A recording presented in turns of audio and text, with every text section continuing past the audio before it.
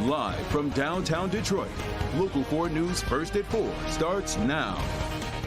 As we come to you at 4, storms moving into southeast Michigan. Let's take a live look at weather radar. You can see rain making its way from the west, and storms might wash away some of this haze. A live look at downtown Detroit this afternoon. It is in the 80s right now. So if you have asthma or other health issues, you might be struggling.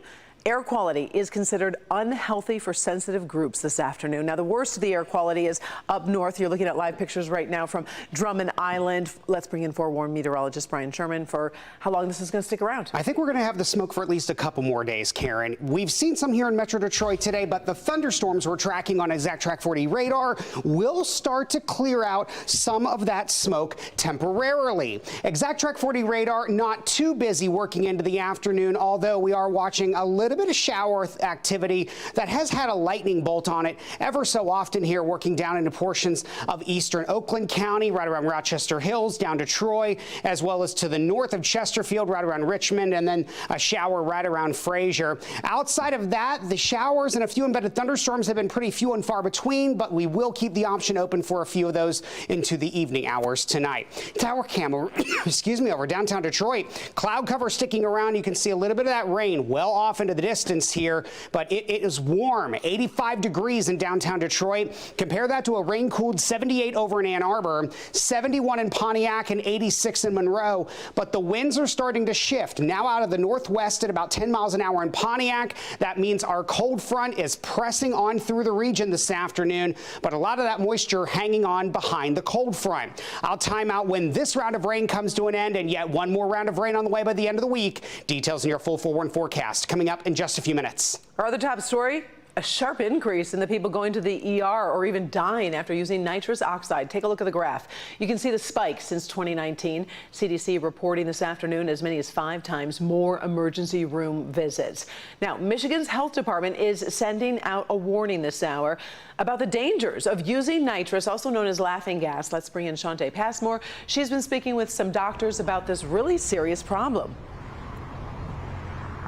Well, Karen, you know, this new data is just startling when you think about, especially given how easy it is to buy nitrous oxide. Can't even buy it on my phone right now as we speak. And so all of this chronic use is leading more to emergency responses and even landing people in the emergency department, rather. So let's take a look at some of these new numbers that I'm talking about coming from the Michigan Health Department and Human Services here. So calls to the Michigan Poison and Drug Information Center involving recreational nitrous oxide use and its adverse health effects increased by 533% from 2019 to 2024. Now, emergency medical service responses related to nitrous oxide misuse increased by 553% in that same time frame. Now, this last number also shows you what hospitals are seeing right now. Emergency department visits also increased by 757% during this time period. So we asked area hospitals, what do these numbers tell you?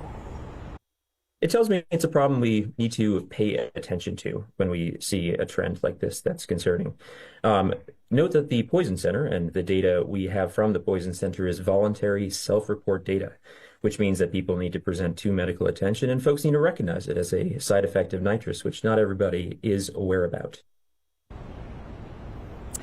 And the emergency doctor we just heard from fears that really what we're seeing is just the tip of the iceberg. And oftentimes some of these users may think, you know, this is a harmless thing that I'm doing. But we're getting a firsthand look at just how dangerous some of those side effects can be. At 6, we're taking a look at what we're talking about with those side effects. For now, reporting live near Detroit Receiving Hospital, I'm Shante Passmore, Local 4. I know we reported on this. I mean, it's scary. I mean, we're talking about possible stroke, paralysis, right, Shante? Oh, absolutely, Karen. And when we talk about the demographic of these users, we're talking about early 20s, maybe up to 39 or so. So we're talking about people who are considered young, who should be healthy, who can't even walk across the room. Really frightening stuff, Karen. All right, we'll check back with you at 6 for more on this, these really scary results. We have been covering nitrous abuse cases in Michigan now for months. Snap a picture of the QR code on your screen and it will take you to clickondetroit.com, where we posted all of our coverage there for you. Family suing the Detroit Police Department after a deadly shooting that killed a 19-year-old, Amani Peterson. Now, this happened at a block party on Detroit's west side. It was June of last year. More than 100 people were at the party when that chaos erupted. Take a listen.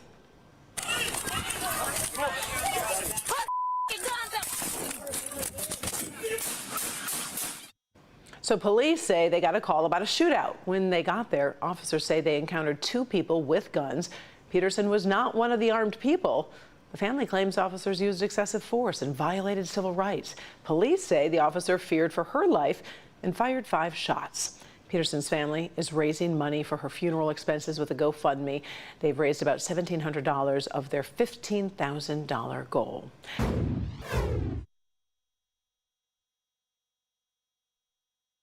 We did reach out to Detroit police. They did tell us they're not going to comment on the pending litigation, but of course we will keep you updated on Local 4 News and on clickondetroit.com. It's a story that we have been following now for months, and it keeps getting more and more complicated. We're talking about the corruption concerns over in the city of Hamtramck. There's been a lot of them. And just yesterday, that bombshell lawsuit that dropped against the mayor, suspended police chief, and all 6 council members. So what in the world is going on? We're going to bring in Lauren Kostick. She's been digging deeper into the story today as more allegations come to light. In just 3 months, we've seen multiple investigations into Hamtramck City Hall. And honestly, it's pretty hard to keep track of, even for the people who live here. So we are breaking it down tonight, going all the way back to March when the first investigation really got started about election fraud involving city council members. Then there was the investigation into council members living in other cities. And most recently, the suspension of the police chief and city manager with some wild and concerning allegations. And the crazy thing is, none of these investigations are really over. So we are looking into that and breaking this all down, also pushing leaders for more answers, including the police chief. That story tonight at 5. Reporting in Hamtramck. All right, thank you very much, Lauren. Investigation underway right now after a man is shot and killed in an altercation with Shelby police. Now, this happened yesterday afternoon during a traffic stop near 22 Mile and Van Dyke. You're looking at video of police investigating the area. Now, according to police, the man tried to run away and pulled out a gun. When he refused to put it down, the officer shot and killed him. The officer is on administrative leave this afternoon during this investigation, which is the department's policy when any officer is involved in a shooting. More than 10 pounds of cocaine off the street this afternoon, and that's thanks in part to Michigan State Police. I want you to take a look. This is the stash officers found after searching homes in Detroit and Redford. $125,000 worth of drugs, $4,000 in cash, and a Chevrolet SUV. Oh, and a gun as well. Police arrested a convicted felon in connection to the bust. We're working on getting more information on the case. No word yet on any specific charges. Governor Whitmer sounding the alarm on a cut to the Supplemental Nutrition Assistance Program. Lots of families are listening to more on this. She says the nearly $300 billion reduction proposed by Republicans is going to hit Michigan really hard. It's going to cost the state $900 million and impact 1.5 million residents. The cuts could increase hunger and strained food banks while also threatening health care access due to proposed Medicaid reductions. President Trump is doubling tariffs on steel and aluminum to 50%.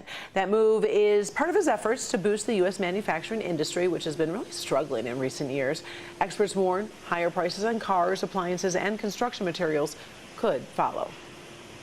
We're going to bring it from 25% to 50%, the tariffs on steel into the United States of America, which will even further secure the steel industry in the United States. Nobody's going to get around that. Administration is also in the midst of intense trade negotiations with a deadline for trade deal offers set for today. The 90-day pause on reciprocal tariffs will expire on July 9th. One man under arrest this afternoon after last month's car bombing outside of the California Fertility Clinic. The primary suspect in that bombing, 25-year-old Guy Bartkus, was found dead at the scene near the detonated vehicle. But a man linked to the case was arrested last night at New York's JFK airport. Investigators say the suspect helped provide materials used in the attack. The newly arrested suspect will be extradited to California to face charges.